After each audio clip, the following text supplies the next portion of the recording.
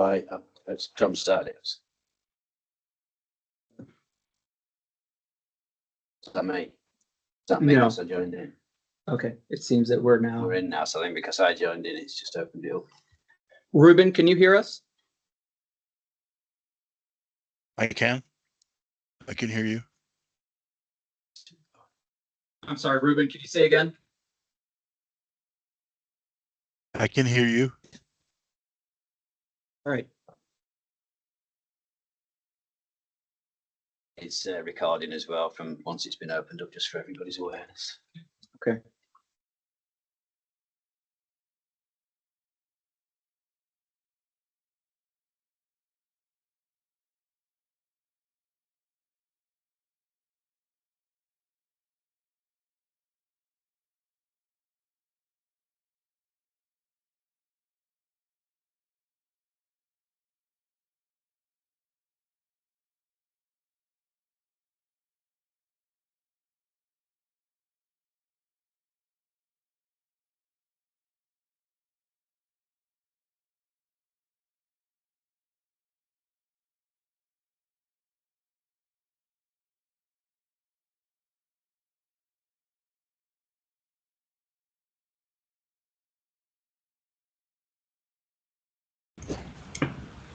It's just at the bottom of that message. Could you forward that to me, please? Trisha's sending it over. To you or Ben? To me.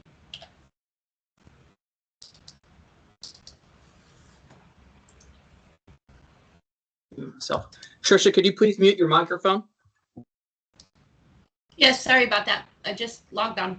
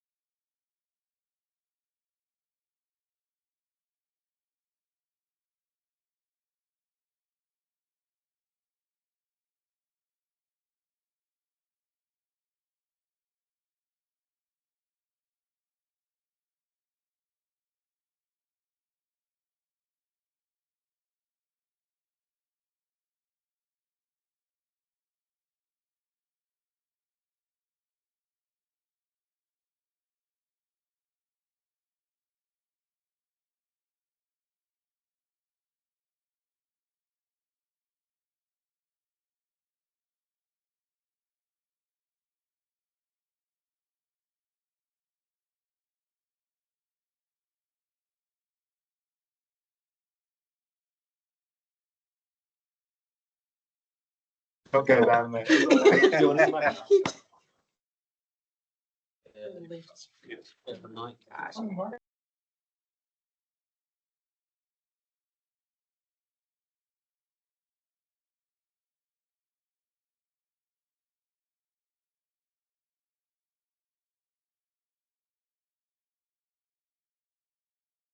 Everybody, so we're going to turn the mic on. So, Tom, if you want to grab a few, and then we'll turn. They're pretty sensitive mics, I'll just say, and we have them across here, so just be aware. No need to speak up then.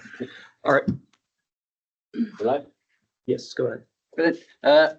Welcome everybody to the June SAME event. And for me, this is a first in terms of we're in a situation of a hybrid delivery. So we have a really good contingent here in Mildenhall, and we've got a good representation on base. So just on online. So please bear with me. Trying to look at the screen when I remember, and we'll see how it goes. Just from a bit of meeting etiquette, if you we will be doing Q&A at the end. If there's anything specific, please raise your hands. I think everybody's on mute, but so just remember to go off mute when you need to speak. So my name is Kevin Jolly. I'm the Vice President for SAME UK Post, standing in for Chris Knudsen. I think Chris is hoping to join online this month. We will just a quick overview of the agenda. So we will do a quick update on our membership and treasury status, and then we will go into the guest speakers. Just to refresh there on the UK Post officers. As I said, it's Chris Knudsen as president, myself as civilian vice president, Major Hull for military VP, Tom Heason's in the room for secretary, Major Larson hopefully will be joining us. I know he's committed early, but he hopefully will join us before the meeting is too far in. Membership, Matt Scrivener, who's kindly controlling the screen today, and we've a new member on there, which is Sergeant Tim Smith, who's come on board to take on board communications. Really key role, hopefully for us members, that we are conscious of getting information out there and having a platform for people to communicate with us, to help us keep growing the post, and to make sure that we do add value. We listen to our members, and we link up and try and ensure that we integrate the relationships across military, government, and industry, and actually focus on areas that we can have benefit to. Next slide, there, please. So just an overview of the programme looking ahead. This is really starting to develop well. You can see today we've got our event here regarding GIS and CADD. So, and then next month we have a hybrid event associated around PFAS, PFOA. That's place to be determined, but it will be around Cambridge area. We will send out details near that. Again, possibility to be in presence as well as online. And through into August with a military installation resilience event, Ukraine reconstruction in September, October on frontline command, November big event at the ICE. So that's a real focus area, and there'll be more information coming out there in terms of people being able to take tables at the event and get representatives from their various companies, military, etc. And then finally, in December, we are looking to get more of a social event where we can literally just let our hair down for the holidays and get together. Also outside of that, getting lots of approach from people in terms of ideas, things from the military in terms of what would be of interest. To be honest, we've got more than enough now to go into next year. We could do much more this year, but it's all voluntary aided, so we have to be limited on what we can do. But that's really positive, and thanks to everybody for that. Next slide then, please. Just is Major Larson? I do not see him on. Okay. Just a very quick one update on the Treasury's report. So we've got a reasonably healthy balance there. No change from last month, but it's really good to have some money in the bank from membership and events. We will try to grow that. It allows us to support STEM activities and investment in education, etc. So we will give more detail on that as we progress through. Thanks, Matt. And I think actually it's to you, Matt, just on the membership report, please. All right. Good morning, everybody. We are actually experiencing more active membership. So the 82 number has risen since last week. I think folks that are leaving out, or moving out of the industry, comprise the 41 and the 4, which are the grace period then lapsed. If you find yourself in a lapse situation, just please let me know. We can work out how we can get you back on board if you continue to find value in membership. Like we're doing today, we're trying to find that third-party space where we can not as kind of bilateral, but a multilateral approach to issues that we're facing across the UK. So looking to both educate as well as receive input on how we can do this better. And that can't be done without the US, UK governments, as well as all of our very intelligent industry partners. As you can see, we have a number of sustaining members. Just a nudge to our DIO counterparts. If you wanted to be a sustaining member as well, that would be very much appreciated. We are looking for your input, and I'm glad to have those that are on the line as well as in the room with us now. That's all I have. Thank you. Brilliant, thanks, Matt. I think just to expand on that, I know Chris did have a meeting with Steve Briggs One staff, so there's a big commitment from DIO to get back into being a government agency again as they were before. So fantastic, and obviously a key stakeholder in bringing this forward. And as Matt says there, this is all about us bringing value. So anybody's got any ideas, any input, anything that they feel they would like to see from this to ensure that value is added, please just feed it into any of the officers. We'll all listen to that and bring that through. I think that probably nicely goes into the next slide, Matt, please, which is around about the post membership survey. We will send the slides out afterwards, so please go in there, give us your feedback. We are here to support obviously that industry government engagement, to support that best practice in engineering, and we need the expertise around the table and the virtual table to ensure that we can all benefit from this and take things forward. Brilliant. Thanks, Matt. Next one. So I think we're now actually into the main reason for us being here today, which is the GIS and CAD standards for US project deliverables. So we kindly have 3 guest speakers. So I will quickly introduce each of those if we just spin through the slides individually before I hand over. So Susan from Presentaion has come over Kaiserslautern. So I was looking at portfolio management and I look at the end, the home renovation projects and decorate cakes. I was actually, when I read that, I thought we're going to have a table full of stuff. Baking show would allow Americans. Maybe that's something we can actually put in for the social events. No. Brilliant, excellent. Thanks, Susan, AFIMSC. And we'll obviously do her section in the presentation in a second. Sergeant Vanskoy. So welcome, sir. Thank you. So just looking at that from 100 CES, maintains digital hard copy databases, and I have to say that fun facts there at the end, that just takes my breath away. I don't mean that in a pun. That is just what I did actually, but that's quite amazing, unbelievable. So fantastic. And finally, Mr. Scribner. So AFIMSC and program managed project management here out at Mildenhall. And I was glad, and I'm sure he was as well, that his first child didn't come early, because I would have been left holding a lot more actions today than I've had to. So I really wish the best there for Matt and his wife going forward. So fantastic, excellent. So going to the main events, I think we're back to, is it Susan that goes first? No. Sorry, Matt first, sorry. All right. Thank you, everybody, for joining us. I see that we have about 35 people online, and counting the people in the room, we have 20. So what's the problem?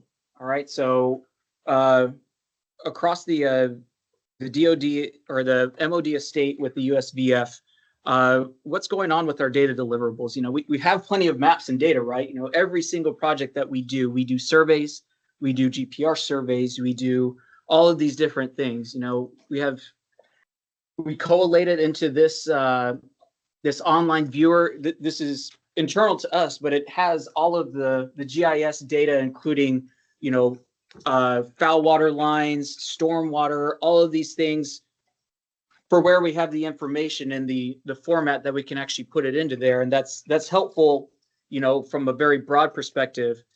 You know, heck, there's Google Maps. You know, a lot of times that we have to actually resort to that because our maps are sometimes so out of date or hard to read that just commercial satellite provided imagery is the fastest and easiest way to go. And then finally, you know, we actually have project data. You know, so what's the issue?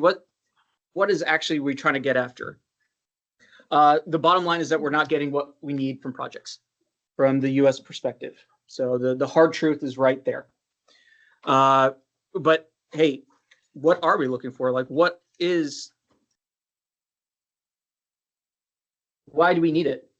So first of all, we need it. Well, we'll get into what we're looking for, but first of all, why do we need it? What's the problem?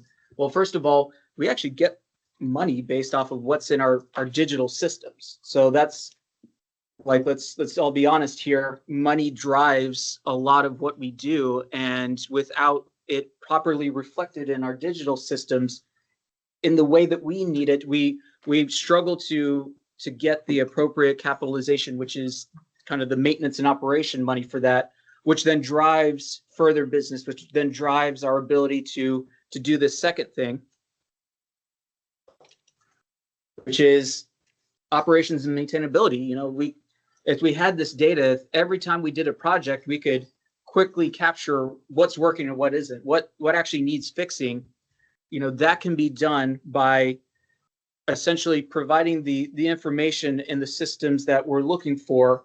And we'll get into how that's actually kind of supposed to already be happening, but we're doing the best that we can without very clear requirements from us, the customer, and that's why we're here today. And then finally, the data in the right format and accessible, it's needed for projects right now. You know, we're going into planning for a lot of projects, some that are into design, but still need to kind of close gaps.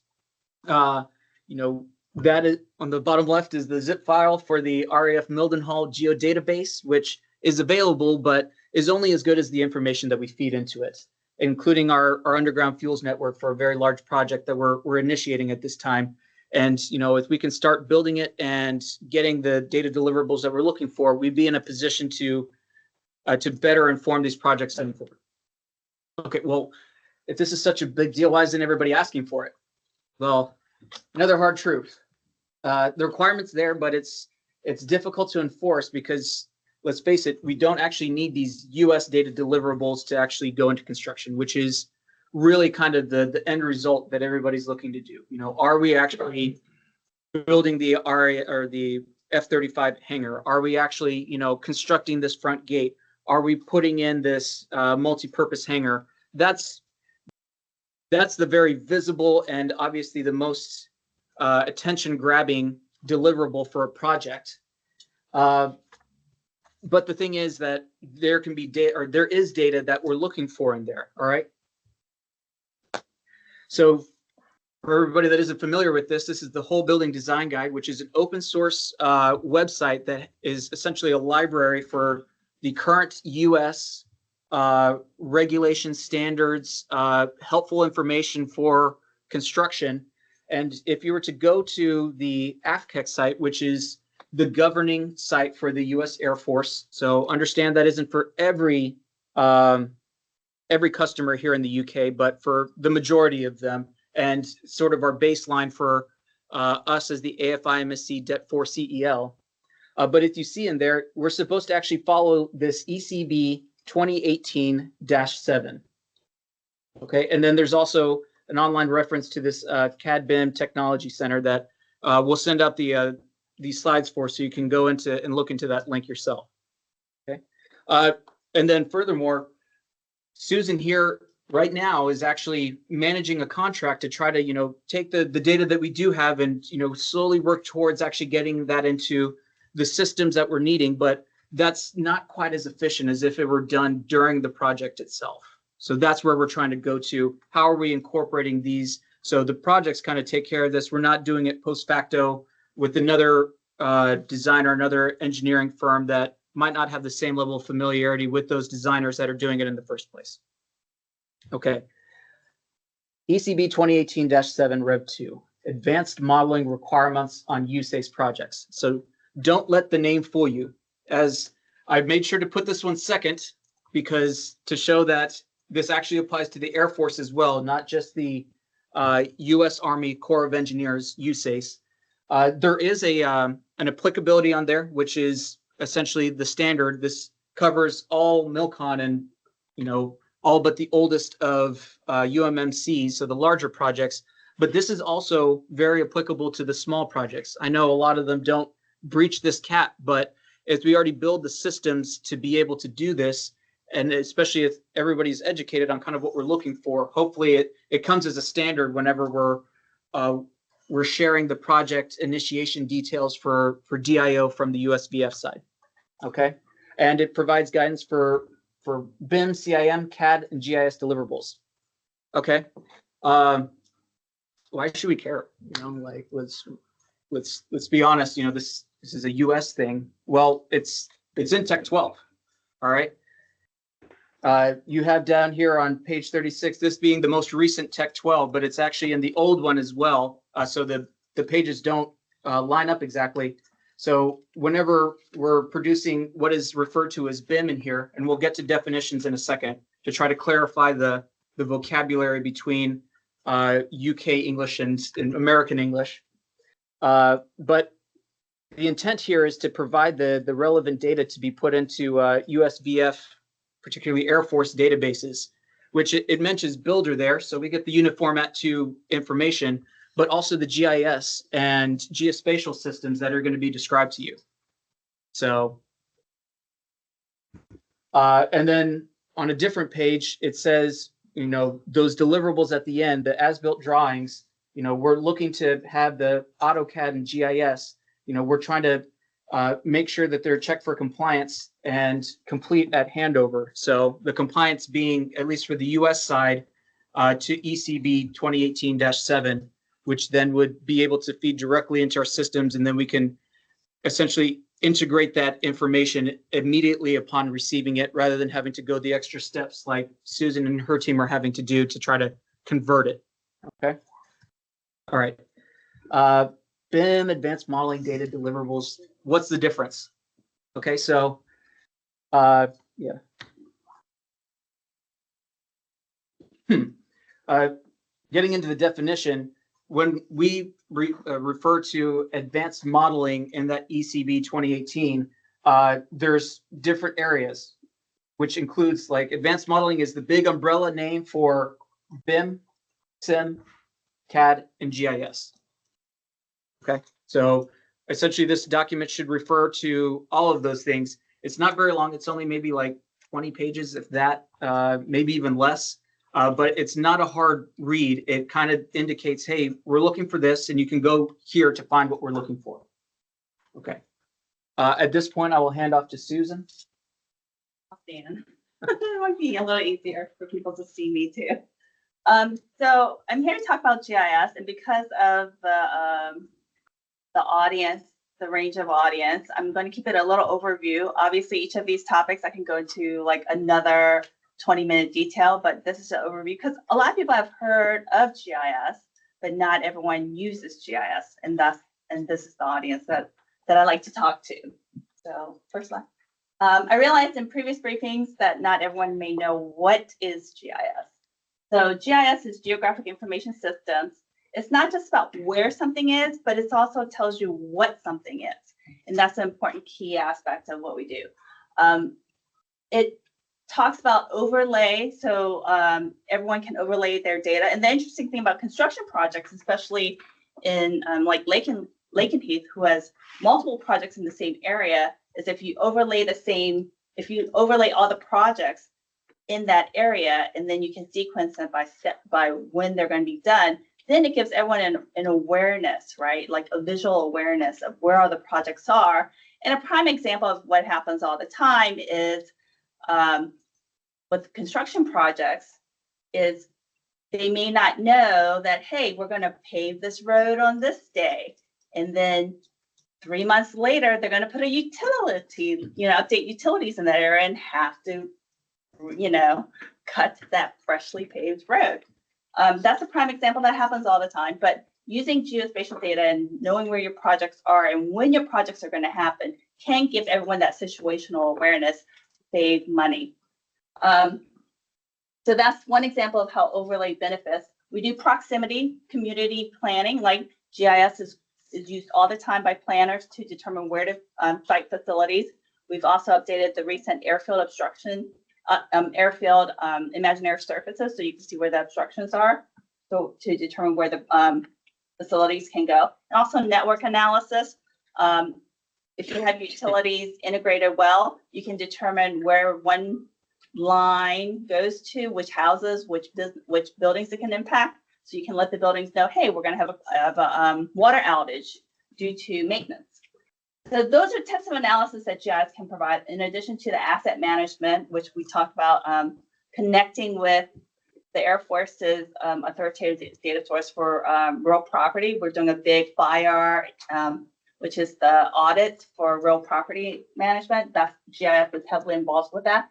It can also be used for climate impact and also command and control. Actually, a lot of the maps that you see for situational awareness or for when things happen, they're mostly GIS geo-based for the Air Force. The other part of GIS that can be used is with data science and data integration. The benefit of this is that we can take the geographic and we can integrate that with a lot of data. Environmental data, we integrate with that to do analysis.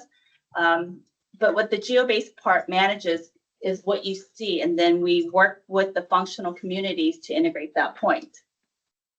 With the overlaying, and this is the part that we see, is for GIS, there's two types of coordinate systems that are involved with this that allows us to do the overlay. And that's probably one of the gaps that we're seeing with the deliverables, is that making sure that they're in the right spatial reference. We have the geographic coordinate system.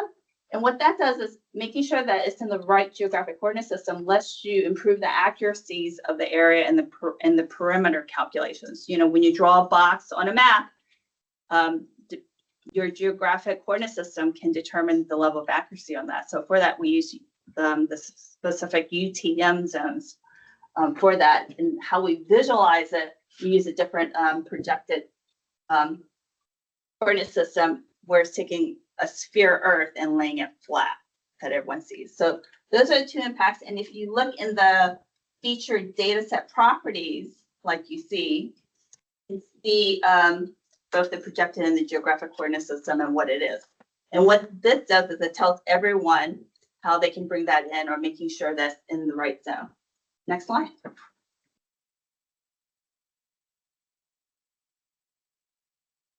This is not just the Air Force standard. This is a Department of Defense standard, the SDSFIE.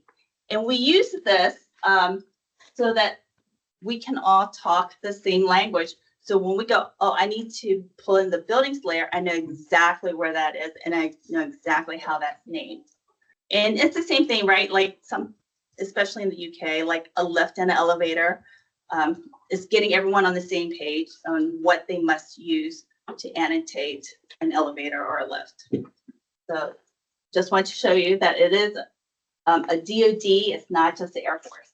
Next slide. And this is all open source, right? You don't need a login. This is all open source, yeah. Although it's a .mil, actually the standards have been used by some local governments and other agencies. And this helps also for OSD to roll up the data, especially what we call the common installation pictures. Buildings, roads, pavements, when they roll it all up, you know, it's easy because the data model aligns, the data fields align, the feature classes align. So that's why we have this model, like I said. So all the data rolls up. We have the installations rolling up to the MAGCOM rolling up to the Air Force, and the Air Force rolling it up to the OSD. What's OSD stand for? Office of Secretary of Defense. You can, so when you get a copy of the slides, you can see the link there, and it provides information. They also manage the real property also. Next slide. And this kind of shows you what we mean by the Air Force standard. So I have Aviana's data layer, and then I also have Mildenhall's data layer. And what you will see when you get a copy of the slides is that this is the building ops status. It's all named the same.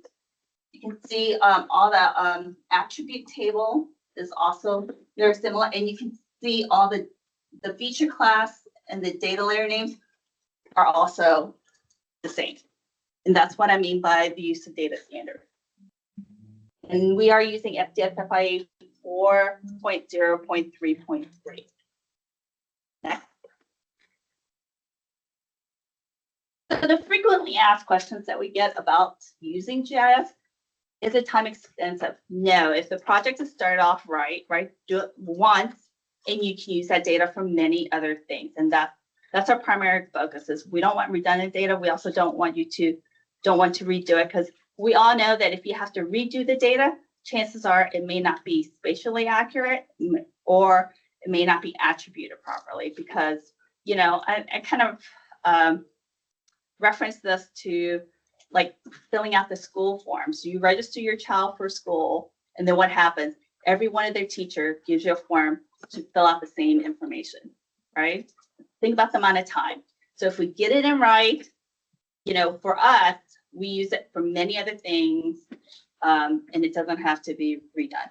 So, like I said, make maps and data once and use it for many other things. It can be exported to CADD as well, and other formats. So it can speak to other software, different softwares as well. What GIS software do we currently use? We use Esri ArcGIS Pro 3. I'll do 3X. But you can use lower versions, but as long as the file format is a file geodatabase is preferred. And for us, we do prefer the ArcGIS software. It's instead of using Autodesk for the deliverables for the specific reason. If you look at most of the maps around, they're not CAD maps. You know, they're produced by using the Esri software. And the interesting thing is, you know, and I'd like to point out, the UK Ministry of Defense actually has an enterprise agreement with the Esri UK for the same software that we're using. So the Air Force has an enterprise license agreement in the same way that the Ministry of Defense in the UK has an enterprise license agreement for the same software. So about the USAPI geobase, so our office with 2 other civilians manages about 11 main operating bases. We support them all, including Milton Hall, and you can see how we currently are staffed with local nationals, military, and civilians. And I would like to say that the U.S. civilians have made a great impact. We currently have a U.S. civilian TDY to Lakenheath to support them, and we're able to bring their capabilities up to setting up a multi-versioning, multi-data editing capability using an enterprise database. We're able to set that up for them because they have that staffing capability. So what that allows is someone in the utility shops to edit the data at the same time as the community planner, because they have different access to the planning data and the utility data. So we're able to set up permissions so they're able to do those data editing capabilities. We're slowly getting there with trying to get Lakenheath and Milton Hall to have civilian support, because there are skill sets and capabilities that the civilians can provide. But in the meantime, our office can answer the wide range of GIS geo-based questions, both technical and non-technical. And we can also provide a blank SDS FIA compliant geodatabase for contractors and work with the bases. We work with the bases all the time on data quality, and Sergeant Vanscoy can attest to that in the requested coordinate system. So just let us know what your projects are, and we can definitely help out. We can also help out in giving you the KIP data for specific installations where you may have projects, and then to include the length class. So all your staff has to do is populate those distribution classes that are required for the project. KIP data. It's a common installation picture. We're talking about buildings, roads. Sorry, it's a very geo-based term. Buildings, roads, airfields, what you will see. It may not include the planning or the environmental data. Those are very specific functional data. But there's about 26 data layers included in the KIP, and that's also OSD level 2. So, yeah, that's it. certain advanced school. Sorry, Matt, I've just been keeping an eye on the online thing, and it's the slides are frozen. So I don't know if you could maybe stop sharing and resharing. It was only on the FAQ slide, so we had. Okay. It was only the map slides we missed at the end of the talk. All right.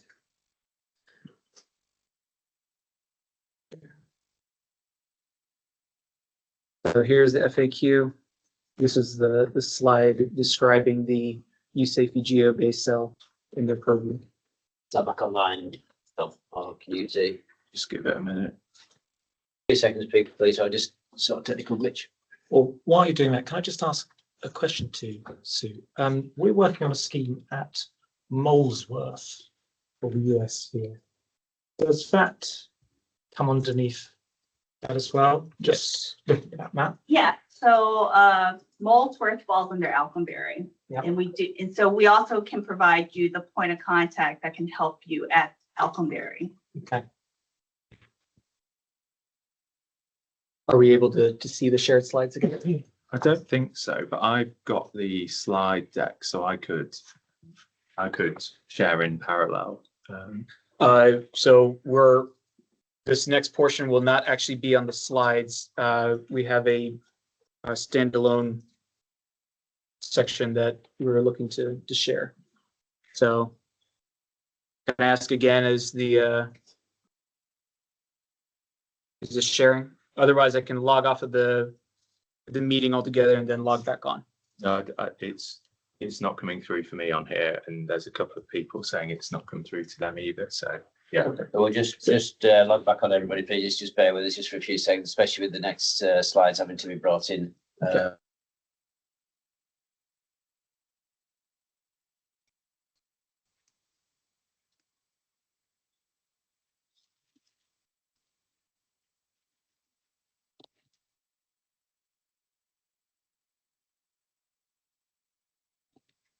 Utility investigations.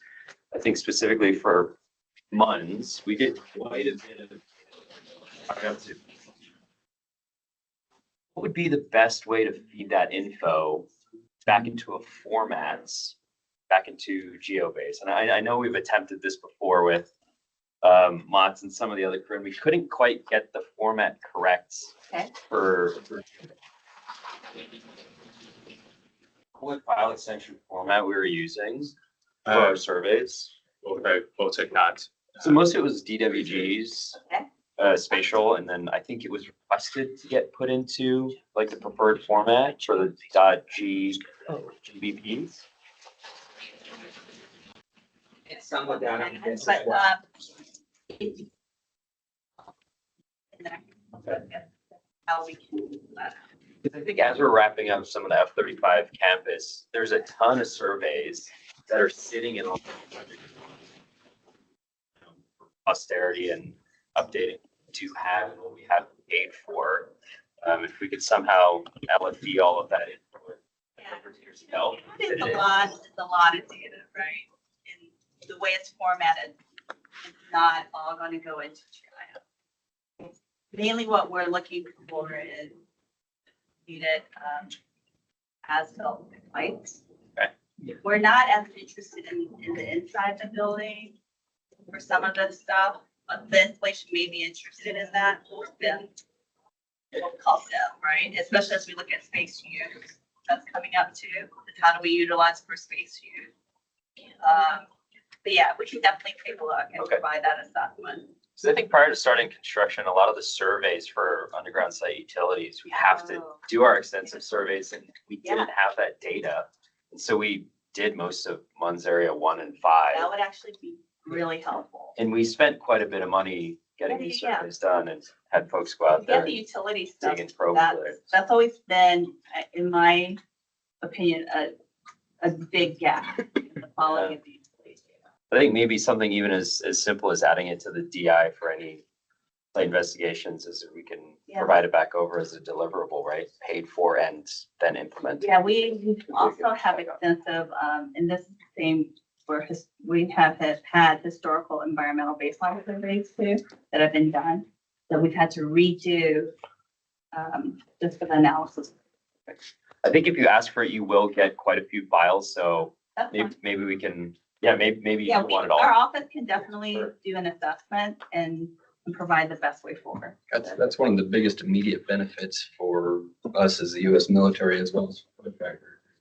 Unscheduled utilities at all the bases that we're coming across. All right, if Getting you that don't mind, if we could please proceed. Do we have, all right. I'm sorry, Sergeant Vance, going to throw off your groove, but that ECB 7 or 2018, it's actually 5 pages. So it isn't 20 pages, it isn't 10, it's 5. And the portion about CAD deliverables is right here. You have 3 subparagraphs and, hey, this is what we're looking for in there. And then the same for GIS, they have that, and I believe BIM is the first one. Yeah, so it's not incredibly hard. It's like, hey, follow this AEC standard that Sergeant Vanskoy is about to tell us about, which looks like this. And I'll let you take it away from. So I'm Sergeant Vanskoy in the engineering office. So we use AEC CAD standards a lot. So anytime we have new construction, we want CADs as built brought to us back as AEC CAD standards. I understand if you have a building that we provided drawings for and you're just updating stuff, I don't expect you to update all of the building, just the new stuff you're putting in.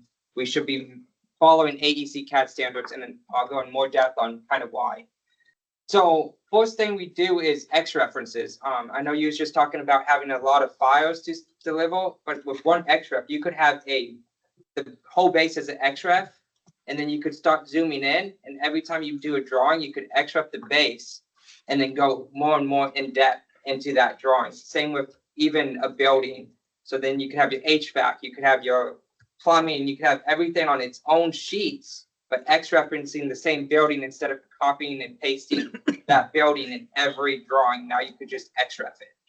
And that's available in every CAD software you have. Definitely if you're doing site development or planning, you probably want Civil 3D Map or Civil Map 3D. So there's 2 different ones, but you could XREF any type of drawings in all those platforms. So it just lets you keep copy paste without copying and pasting. And that also will let you do putting that base into the correct coordinate system, which is the UTM 31 North. And then everything will fall in place from there on out if you do that. And then the next slide. Then I'm gonna get down one more. Then I'm gonna get down into like the labeling conventions. I know I'm not going all the way in depth. This thing's pretty big, AEC CAD standards. But with the labeling conventions, it actually lets you know what you should be drawing each line. So it would tell me, hey, I'm drawing a wall. It's gonna tell me what that wall should be labeled. In that case, if you give that CAD to someone else, they could open it up and see exactly what every layer means without guessing, did he mean interior wall, exterior wall? Is it a fireproof wall? It does all that for you by just correcting the naming convention. So if you go down another slide, and then it just keeps breaking down the layer files.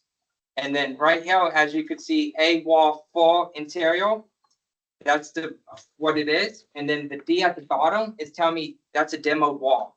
So that layer, if I see that on a CAD, I know that wall is being demoed out just by reading how that reads. And so when you go down to the next slide, we have all these the naming conventions right here. So this is architecture right here. I know this is naming convention for architectural just because the A in the front. And then it talks about the area and then the index. So it's going to tell me hatching if it's a pattern. So we could put what type of BIM data. So BIM could go in this as well. Carpet tiles. That hatching will correspond with a carpet tile. So it breaks all that stuff down when you're breaking into buildings. And then the next page, it tells me your subcategories.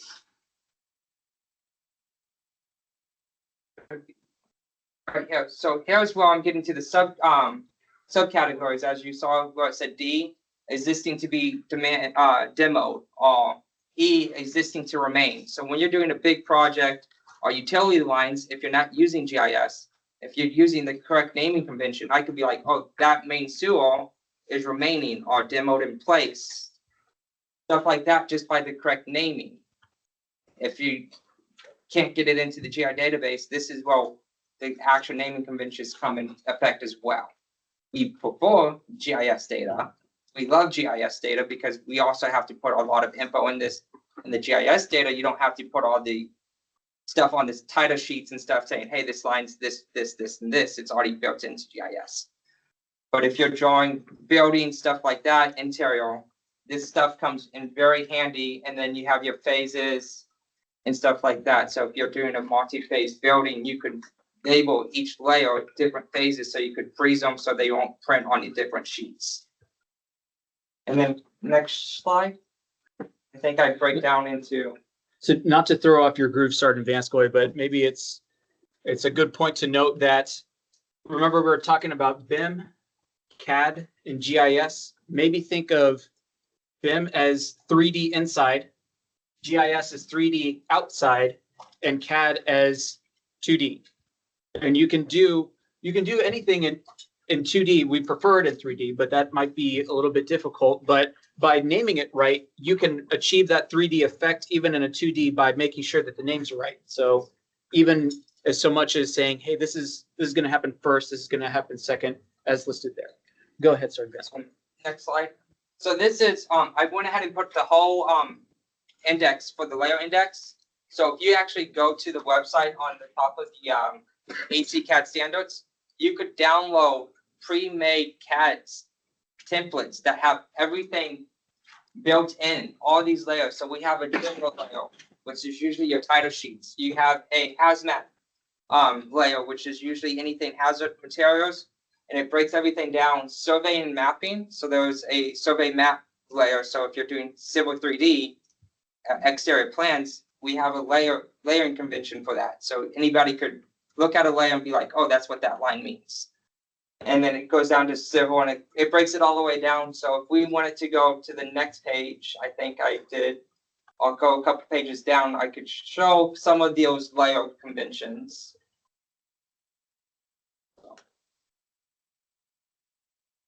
Are these the ones? Yes. So this is all the general stuff. So this will be like a title sheet. Title sheet, and then sometimes it will have dimensions in the general. So you could look it down and it tells you, so this will be all the naming convention that will be already pre-populated in those CAD drawings I'm talking about. And then you could reference this and be like, okay, that's what that layer means. And everything for that will be drawn in that layer. So then you don't have to have your CAD technicians be like, what should I label this? How should I label this? And just that exterior wall. It's already created for you. Or if it's a double pane glass window, we have a layer for that as well. So it breaks down what each layer should be, what everything should be drawn into to make it easy read for the user, for the construction, and for the final product. Those will look like this.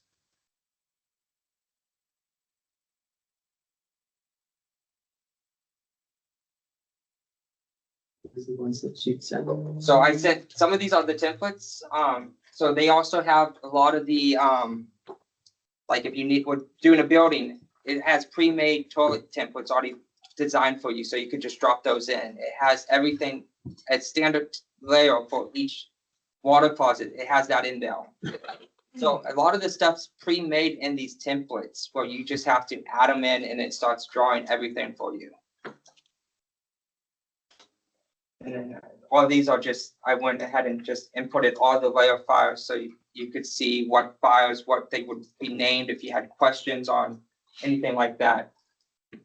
But this is surveying. So if I see a V in the first index, I know it's something to be site surveys.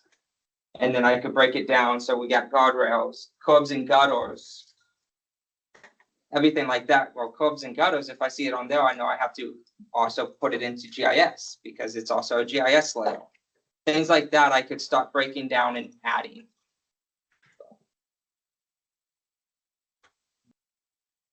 You want to go through? I think it's all pretty much the same. I mean, if anybody has questions, I would be more than happy to. I know AEC CAD standards is a big book and I could dig into that for hours. Yes, ma'am. Did you want us to save our questions for the end? Could we please? Yes. Certainly. No problem. That's all I have now. All right, thank you. Thank you.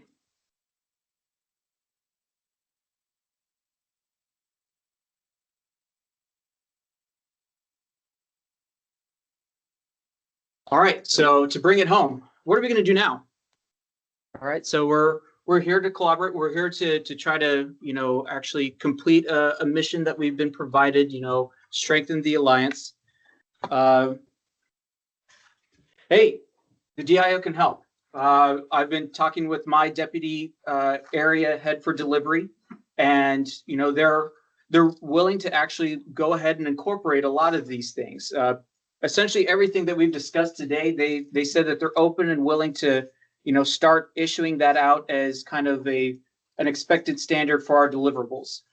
I have the star there because one thing that Susan touched upon, and something that, you know, they said that they are not prepared to at this time kind of take on board, but will try to at least facilitate it, is the georeferencing.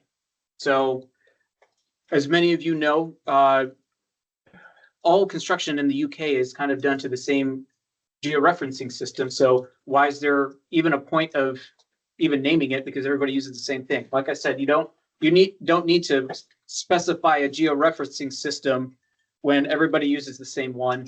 And you know, it isn't necessary for construction. Your construction contractors already know, hey, these are the UK maps. Well, whenever we want to change it to our georeferencing system, we do kind of need to know that exact name and the details of that, so we can easily transfer it from your standard system. We're not looking to be overly burdensome, that we can do it ourselves. You kind of need to know your point of origin to know where you need to get to go. Okay, so that's something that they said they would facilitate by, you know, having your architectural and engineering firms specify what that georeferencing is, but we'll take care of the conversion. Hey, we got to start by helping ourselves. All right, I'm glad to see a lot of people from the USVF here to try to learn these systems, learn exactly, hey, this is what we need. This is where it's coming from. That ECB 2018-7, I'm not sure a lot of people knew about that.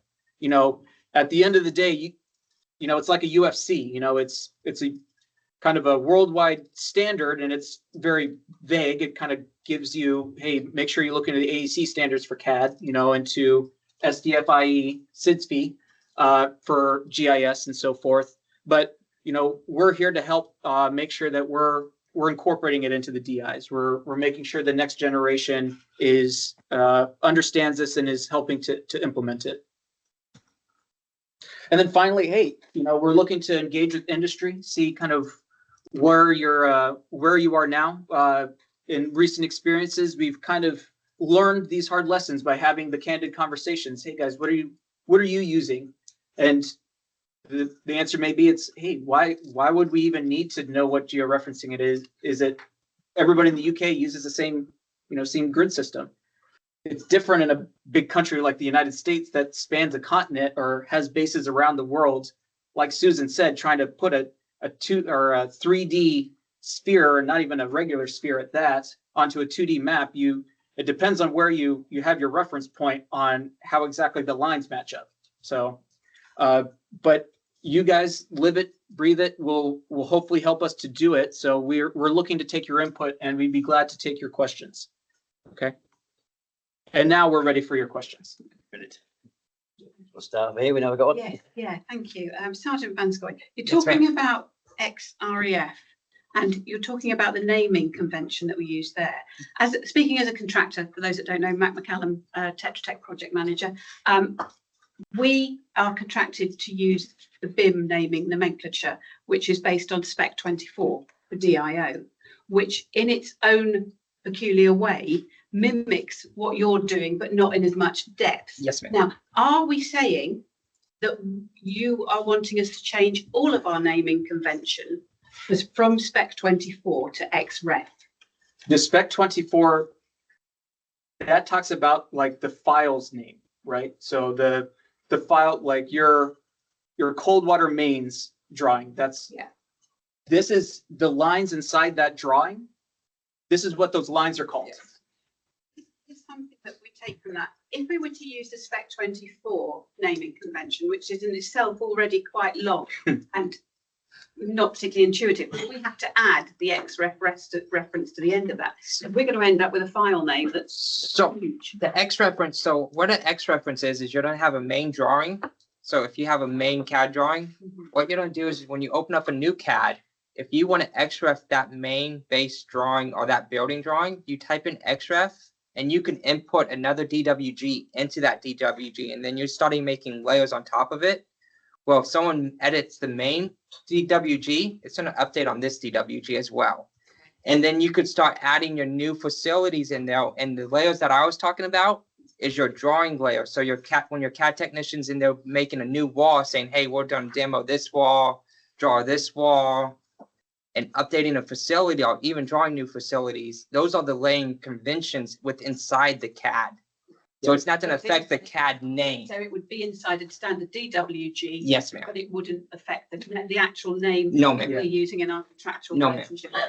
And then when Right. you send those drawings to me, you'll send your XREF drawing and all your other drawings with it. So when I open it, it's going to automatically map to that XREF. And then I could see everything you see. And then I also see the naming conventions. And I could actually just pick up where your technicians left it. And I'll be like, okay, that's what that means. Or that's what that means, without even having to give you guys a phone call and say, what does this line mean? Or what does this line mean?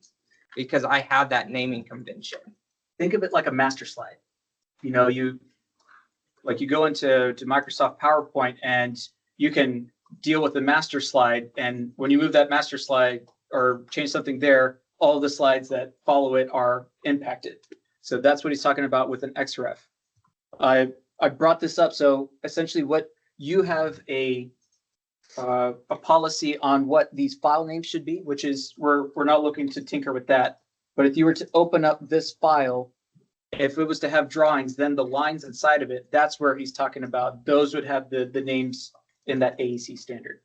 So it wouldn't be, you know, a huge long file name. It would just be the names of the lines in the file. So whenever you put in a new wall, we know, okay, that's the new wall. This is the old one. And I think it even gets into the colors of those, of those two. So right away, a seasoned technician can be like, okay, this is what the old building looks like. Okay, this is what your company is looking to put in. We're all good to go. Answer your question? Yes, I think it does. Yes. Excellent. Yeah. That's right. But I do know, I know Sergeant. So We can have I a know separate where to go conversation. if Fantastic. We've got a Any- couple in the call. Can you bring them in? Yep. Tom, please? So Robert Balcom, I know you've had your hand up for quite a while. So No questions for right. No, Matt, stand down, stand down. No, the bottom line with this is we've got to get this into Tech 12. It's got to be a deliverable requirement within the DIO framework with their construction teams. Yeah, whether it be Scape, whether it be, don't know. But unless it is embedded in Tech 12 as a deliverable, I really want to live in these sunlit uplands. Yeah, but we're still hacking our way through the jungle at the foothills, trying to get deliverables on the F-35 campus, which so far has been, I'll use the expression, completely foobar as far as the information they're issuing to us. Yeah, because it's not in Tech 12. I'll stop there. Always looking to improve. Yeah. I guess on that note, so Tech 12 is a modifiable way to do the handover of a project or facility. In a DIO structured contract, where would the deliverable, not the handover aspect, the deliverable to meet file formats and naming conventions sit? Bill, Jack, Chris, we have a couple of DIO folks in the meeting. Anybody know? In the design instruction, we have it in there. You have. I might ask Bill. To be honest, mate, I wouldn't know. It's such a in-depth document, but I could have a look and get back to you. Thanks, Bill.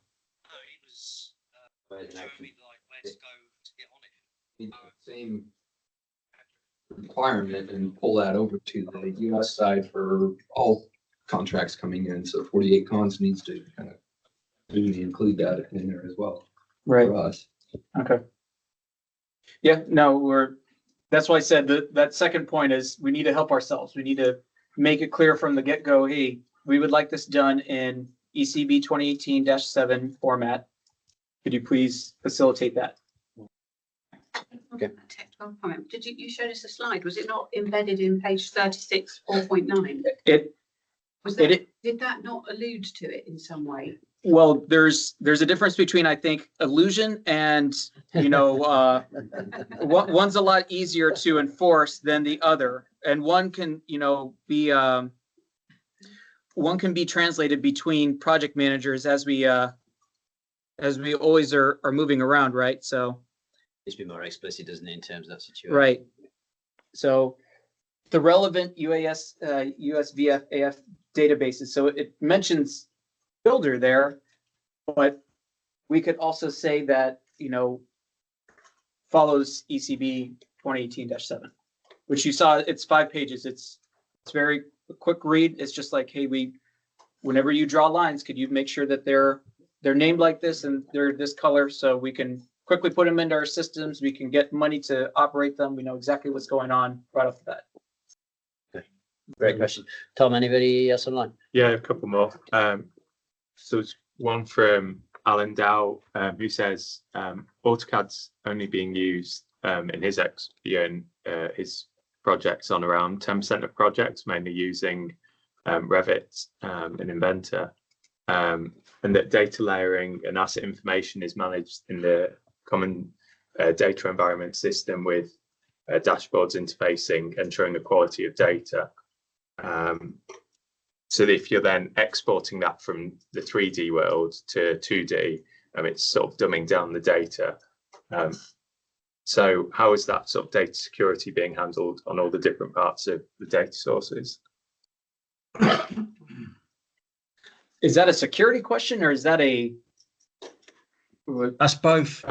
Because the way that the data should be structured in accordance with the DIO EIR is the data segregation is separated out per discipline. So, for example, civils and highways will have, of course, be using civils 3D, but all the other disciplines, and there's about 28 of them, will be using Revit. The data source and data entry, COBE requirements, Uniclass, NRM, SFG 20, all that data is held inside the database within inside Revit. It can be applied to AutoCAD. It's a little bit more difficult, but it can be done. All that data is then extracted and is then pushed into Maximo. If you push it to AutoCAD, you're going to lose all that data and you're going to lose the security wrapper around that data. Example. Sorry, if you push out the model information from the CCTV or door access entry system into AutoCAD, you've lost the control on that data source. It's not controlled, but effectively it's superseded as soon as you hit export. So then you've got to put a security wrapper around the Revit file and the user's access to that, and then you've got to put a security wrapper around the AutoCAD file and how that's being handled. So is this an ICD 705 project that you're talking about? I work on multiple projects for the DIO. For us to implement some of these standards would be quite costly. Cost is Okay. irrelevant as far as this goes. This is maintaining our bases. Yeah, well, fully understand that, but then you're going to have a delay on projects because all this information is being double handled. Not if it's done at the start of a project. I know, but if you're working in one platform and then exporting to another platform, you have a risk of that information being out of date. I'm getting information at the end of a 3-year program that is already worthless because we're going to have to go out and survey it all ourselves because the contractor never bothered to take one scintilla of information from us about GIS. Right. Well, okay. I think it's a case-by-case basis. If there's something that's already been done in an organized way on a specific software, reach out to your installation and how they plan on receiving that, because something's better than nothing. Something's better than nothing. And in a lot of cases, if they're struggling, they could bring it up then to the higher level, Susan's office, and then they can set them up with somebody that could take your Revit to make sure that we're not losing the security of that. Not to say that, this presentation is only good for new projects, but this is kind of looking to end up. If we know where we started, like I said, with the georeferencing, then at least we'll have that. We know where we're started, so that puts us on a much easier path to get where we want to go. Yeah, I'm just saying, it seems that the emphasis on this is very much AutoCAD.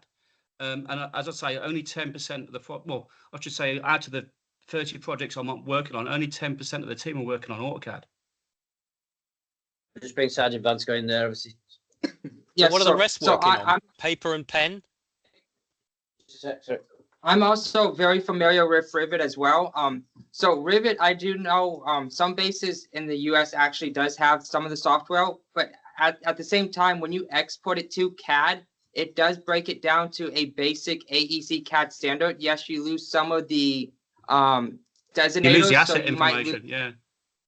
You do lose all the BIM data as well. But sometimes when we're just updating basic floor plans, we'll take the BIM as well. We won't be able to open it.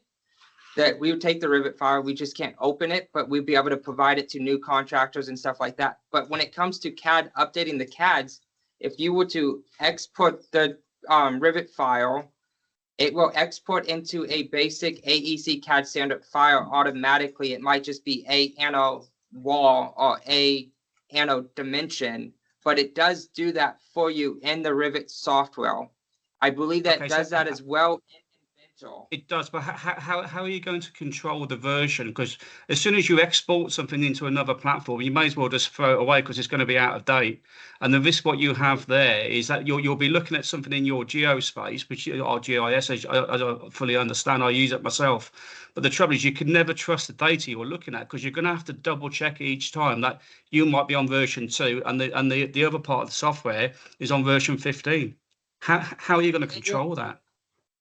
100% right when it comes to that. So during the design phase and stuff like that, this that becomes very important in the 100% as-built, and then also after the red lines when it comes to the, I think you call them in the UK as installed versus as-built.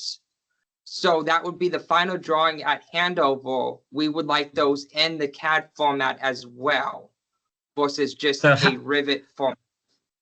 How are you going to maintain the master file? Because as I say, once it's exported to CAD, it's dumbed down. How are you going to run the maintenance on the CAD file? You can't. It just don't work. You'd have to go back to the master file, which would be Rivet or Inventor, and then you'd have to update that. Then you'd have to update that file and then export that file back out again.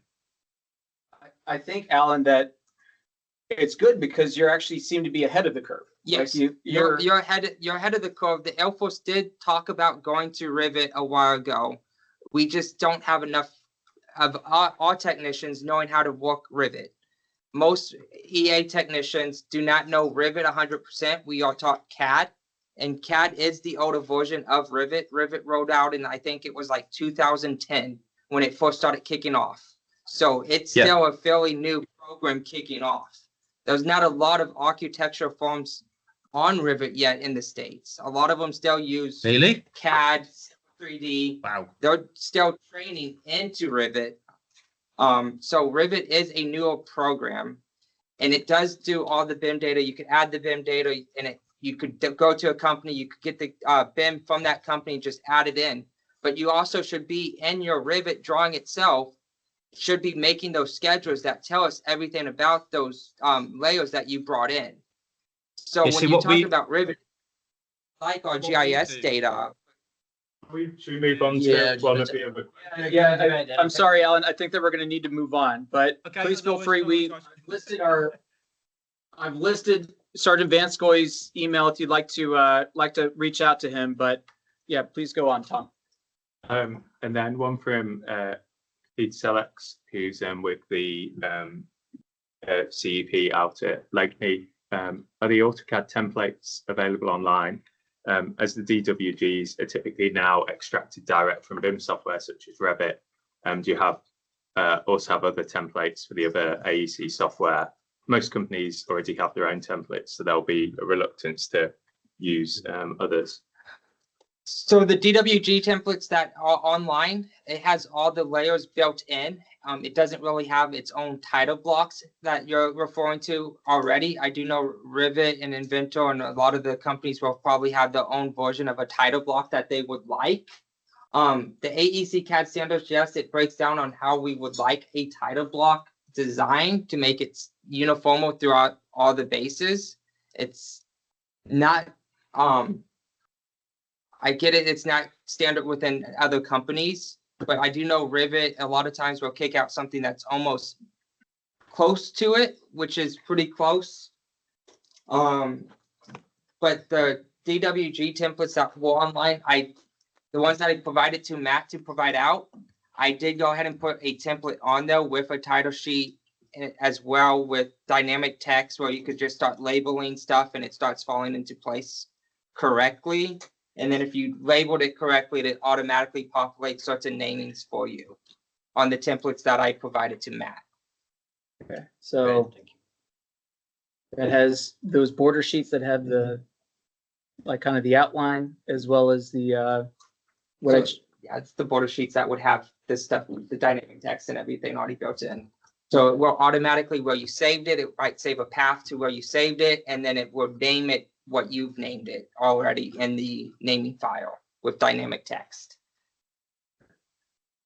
I think that they're just looking for where we can find these online. That is in the same website that the GIS stuff could be found as well, though. You could send it there. Okay, all right. Anything else? Tom, is that the questions? That's everything in the Q&A. Any last opportunity? Anybody around the room? Anything to raise? Excellent. So first of all, just like we do have actually a couple more questions. So from Dharam Dokalaki. Dharam, are you on the line?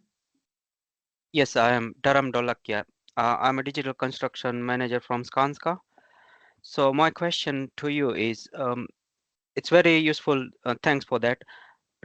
I'm attending this first time. So do I have to be a member on same website to download these things you have described today?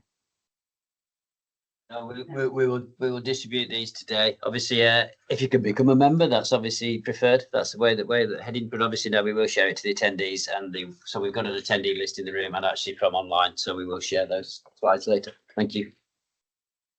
And what about the other standards which you mentioned, SDS, FIE 4.0.3 and all that? Okay, so if you remember in the presentation that the website for the SDFIE, that is actually listed within the presentation itself. So sdsfie.mil, where you can actually download the different standards associated with this for GIS. And if you were to go to that whole building design guide website that I'd indicated here, whole building design guide, you can also look up AEC CAD standards, which are mentioned in the ECB 2018-17. And last but not least, within the ECB 2018-17 itself, it lists out what they are. So if you wanted to even Google search these, they're available. So let me see if they actually have the websites listed there.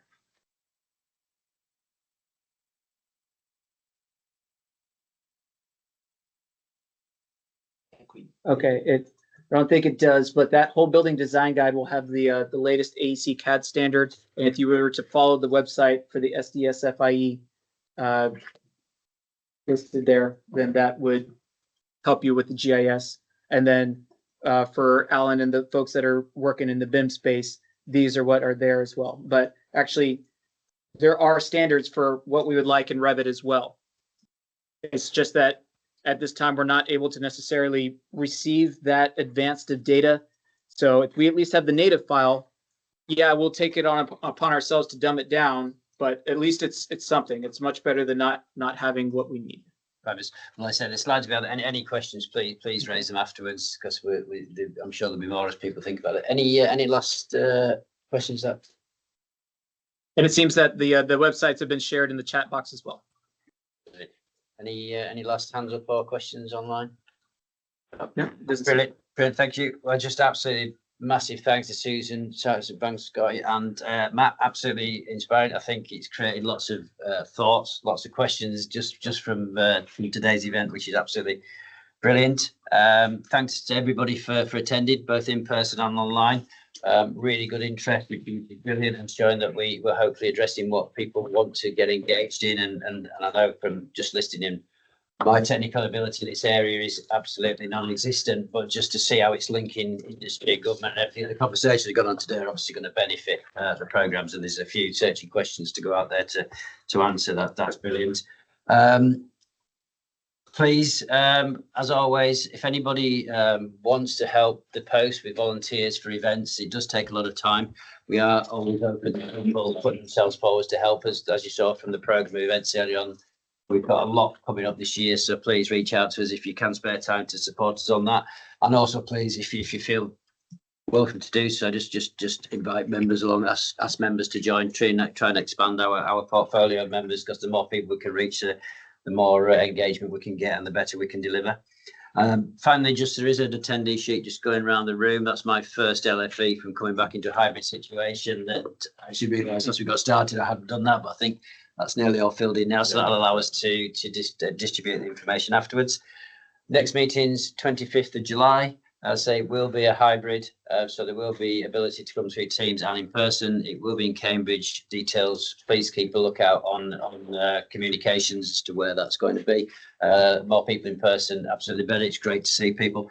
So thanks again. Final thanks from me. Final wrap up. Safe travels. Obviously, whilst people are in the room here, then obviously just take the opportunity to chat around before. I know people have to get off. It's on lunchtimes and they've jobs to do, but it is a great opportunity just to chat through as well. So thanks everybody. Thanks everybody online, and brilliant. Thanks Matt for organising all that. Thank you. Thank you.